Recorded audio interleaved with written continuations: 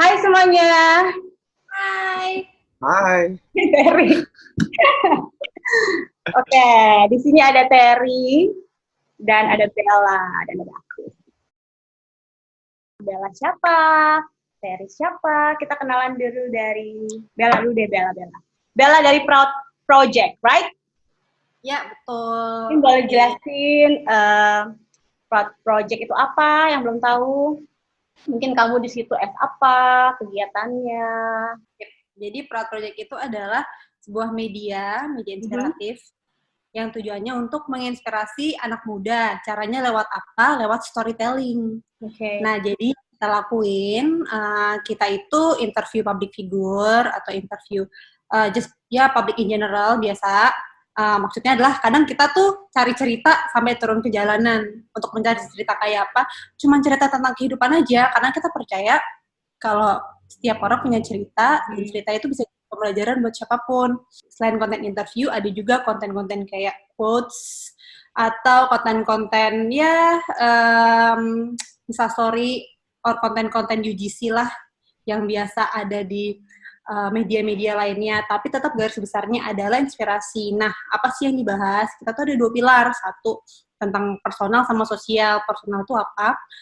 Personal tuh contoh konten-konten kayak self-motivation, atau self-improvement, gitu. Atau bahkan ngomongin tentang depression, karena anak muda sangat ketat kan kaitannya dengan depresi beberapa tahun belakangan ini kan. Terus kalau tentang sosial, kita bahas tentang toleransi, gitu. Nah, program-program apa aja yang kita punya selain online, kita tuh juga ada program waktu itu mencari cerita, contohnya tentang cerita toleransi ini, kita tuh udah pergi ke luar Jakarta, kita dapat kesempatan ke Jawa Barat, itu muter di beberapa kota, sama 1 minggu tuh muter untuk cari-cari cerita. Habis itu kita ke NTB dan ke NTT juga gitu. Nah, ceritanya kayak apa? Kalau belum baca, buka dulu daripada aku jelasin, nanti jadi nggak buka Proud Project. Oke, jadi di Instagram mainly ya? Di Instagram. Di Instagram. Sekarang kalau nggak salah kita udah masuk 190-an followers. YouTube-nya kita... Ribu maksudnya ya? Ribu kan? Oh ya, ribu deh. 93.000. Oke. Terus, tapi YouTube kita ada, cuma nggak terlalu jalan sih, belum. Belum terlalu ya? Iya, sebenarnya karena nggak ada yang ngurus, karena kita bener-bener teng WhatsApp. WhatsApp. Ya. Iklan lewat. Nah, oke. Karena itu dia, satu, nggak ada yang ngurusin. Kenapa? Karena tim kita tuh kecil. Tim kita tuh isinya anak-anak kuliahan. Anak muda ya? Anak kuliah tepatnya? Mostly anak kuliahan. Jadi kita tuh biasanya habis kelas, ntar sore baru ngantor. Jadi tuh kadang pulangnya suka malam sih di small team. Sekarang kita udah mau 4 tahun. Agustus nanti udah mau tahun keempat kita, dan aku itu di Proud Project sekarang jadi Head of Business Development. Awalnya sih berawal dari volunteer, tapi akhirnya kecantol sampai 4 tahun. Gitu, guys. Oke, hebat. Guys. Jadi lebih tentang story of life dari orang-orang gitu-gitu ya? Yes, betul sekali. Itu konten hero kita. Dan yang bisa tentunya menginspirasi orang lain, ya kan? Aku juga belum lama ini loh menjadi followersnya Proud Project. Keren loh. Isi-isinya keren. Simple tapi keren. Oke, sekarang kita beralih ke Terry Chang. 안녕하세요. Annyeonghaseyo. Oh, tahu ya, oke. Kita berdua ini penggemar Korea.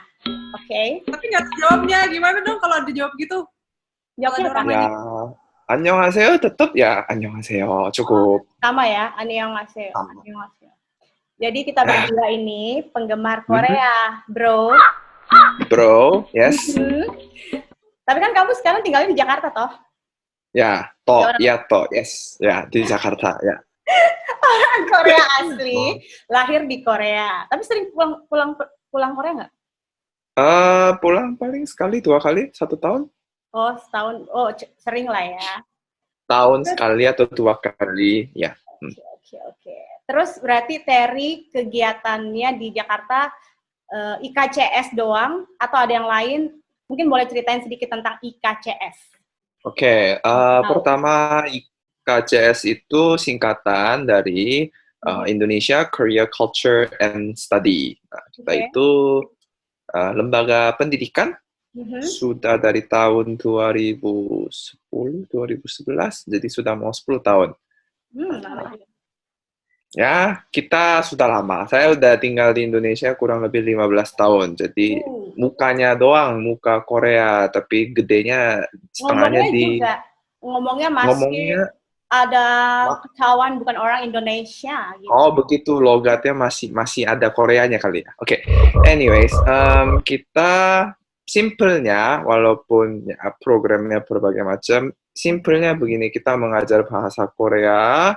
Terus mereka itu mencapai level tertentu, habis itu kita bantu mereka lanjut kuliah ke Korea. Itu paling dasarnya begitu. Jadi kita mengajar bahasa Korea, mereka bisa sampai dapat visa admission, sampai mereka masuk ke university. Itu kita yang main IKCS itu terkenalnya seperti itu.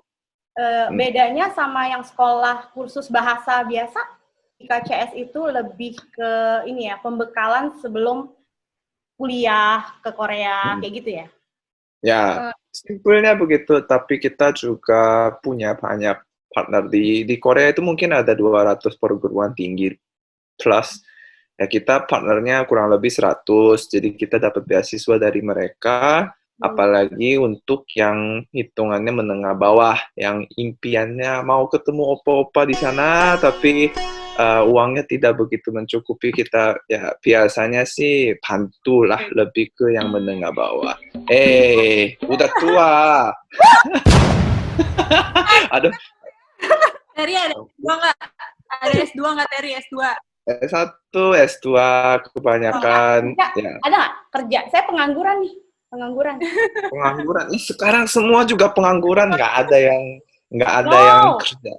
Working from home beda sama pengangguran. Itu istilahnya doang WFH, padahal di rumah nontonnya Netflix, nontonnya YouTube, ya kan? Right? Drakor.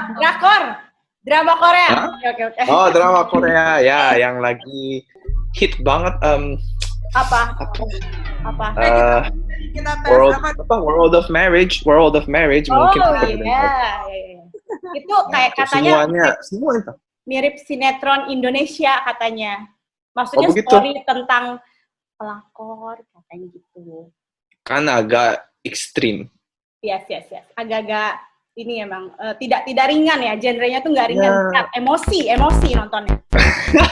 ya, semua siswa saya bilangnya begitu. Habisnya kalau nggak ikut nonton nanti nggak nyambung, nggak bisa ngobrol. Tapi nonton, tadi katanya nggak nonton.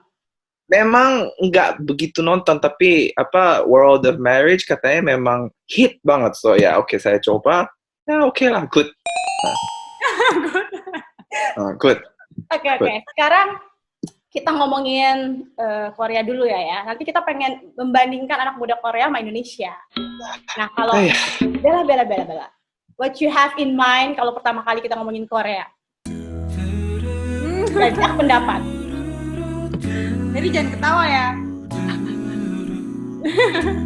I'll try not to.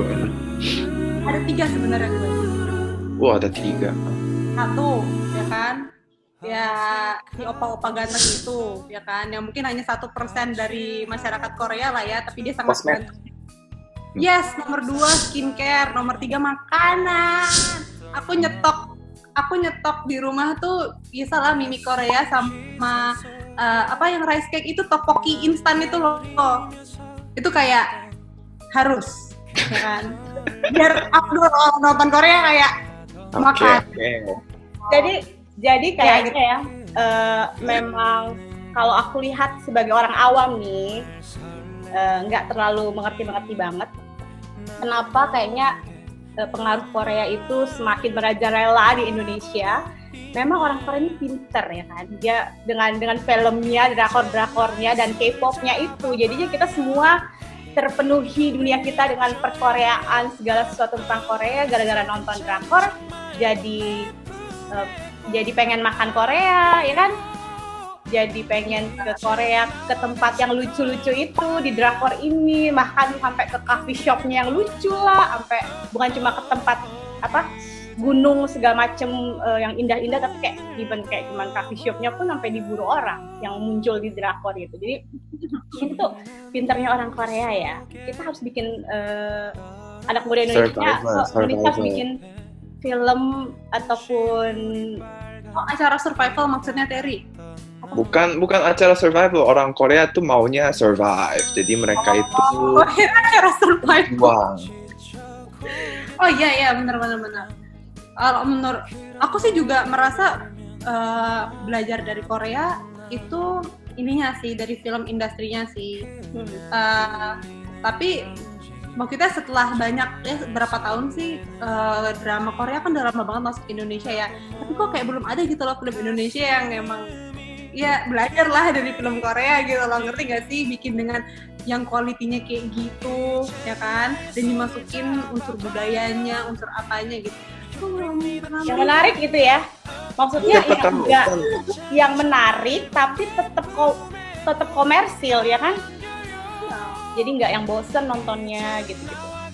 Ya kurang lebih kalau aku tanya ya, dari Proud Project katanya ngumpulin cerita sini sana mungkin siapa tahu bisa jadi drama produser yang lebih ekstrim lah daripada kayak contohnya World of Marriage itu kan kayak banget.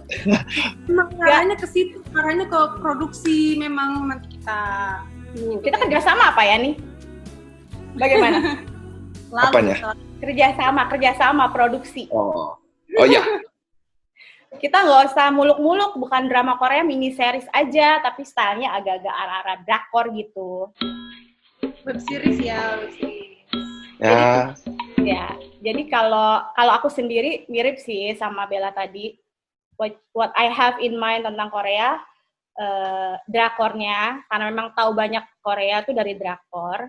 Bisa belajar sedikit-sedikit jadi ngerti bahasa Korea sebenarnya, ya kan? Paling saya Hajima banyak nonton, ngerti, tapi nggak bisa ngomong. Maksudnya, paling cepat itu punya pacar orang Korea. Itu dia. Cari opa sana. Paling cepat. Cariin ya. Cariin. Nggak, Bella sold out. Gak apa-apa, punya satu orang Indonesia, punya satu orang Korea. Nih, begini nih, World of Marriage ini. Iya kan? Pembicaraan semakin tidak terarah, saudara-saudara. Betul. Oke. Kita harus yang bervalue nih, ngomong bervalue. Yang aku suka dari drama Korea, bukan yang World of Marriage ini ya. Kalau yang lain-lain itu mostly sebenarnya ada value-value gitu loh. Ya nggak, Bel? Oh iya. Ada. Tapi juga nyerepet ke World of Marriage ya, sebenarnya selain cerita tentang pelakorannya tuh ada yang aku suka banget. Jadi aku nggak tahu Terry nonton atau enggak ya Terry. Tapi di film itu tuh diceritain gimana kalau perempuan tuh dilihat sebelah mata gitu loh, gimana status perempuan. Oh iya. Ya, di sana ada beberapa emosi. Aku kepo karena ini beneran nggak sih kayak gini, karena kesetaraan gitu kan, kesetaraan tuh kurang ya. Iya, ada yang nggak menikah gitu kan, maksudnya ada perempuan udah tua nggak menikah itu dianggap sebelah mata. Perceraian ya kan, kayak perempuan janda juga di sebelah mata. Apakah di realnya seperti itu juga atau gimana sih? Asking me? Yes. Tanya saya? Aduh. Gimana dong, saya juga hitungannya orang Indonesia, ini luarnya doang, Korea. Gimana? Tapi kan tahu lah kira-kira how's life there? Kira-kira, ya pasti ada lah. Kalau di Korea kan memang hitungannya lebih man-sided culture, jadi mungkin benar. Jadi misalnya kalau ada yang perempuan living alone, pasti kayak dilihatnya semacam ya judgmental lah pasti. So it kind of reflects what the actual drama is, probably the situation. Kan cuman bukan itu, jangan tuh kan banyak message dari dramanya sebenarnya. Anyways. Iya, or atau enggak ya memang sebenarnya itu problem di berbagai tempat tentang perempuan yang dilihat sebelah mata kali ya, kesetaraan gender. So bukan cuma di Korea aja kali ya, atau di Indonesia juga gitu. Kehidupan di Korea tuh sebenarnya lebih tough nggak sih? Lebih, sorry, apa? Tough. Oh ya. Yeah. Yeah. Dibanding Indonesia nggak sih? Kayaknya cari kerja, kayaknya orang kayak susah. Mungkin cost of living-nya tinggi, apa gimana gitu. High competition gitu-gitu. Bener nggak sih? Oke, ya. As far as I know. Karena saya orang Indonesia. Tapi jadi sekarang itu mungkin perspektifnya begini. Kalau sekarang orang Korea itu rata-rata nggak mau nikah. Jadi mau cowok atau mau cewek nikahnya minimum let's say 30-35. Orang kalau let's say ya nggak semua sama, but just generally speaking. Kalau orang perempuan kalau udah let's say umurnya 30 pasti udah mulai panik di Jakarta atau di Indonesia. Aduh, kapan nikah dan bla bla bla. Kalau perempuan di Korea 30 calm, tenang, mereka itu tenang. Karena they're fine. Terus kenapa nggak menikah itu karena biaya living together or like let's say forming a family itu terlalu besar. Makanya sekarang yang udah nikah pun mereka sebutnya husband wife working, jadi suaminya kerja, istrinya juga kerja. So pasti life di sana hitungannya lebih tough. Jadi ya begitu deh. Jadi semua let's say teman-teman or like people who are older than me, they work.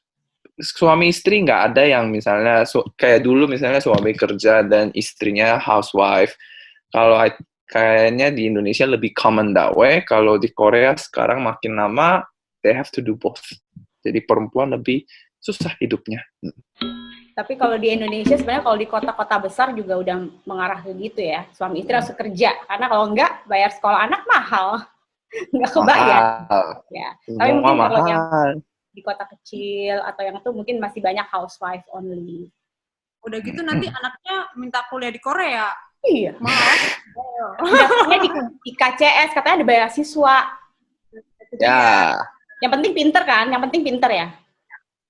Harus rajin, harus pintar. Harus rajin sih sebenarnya. Kalau orang-orang Indonesia tuh sebenarnya pintar.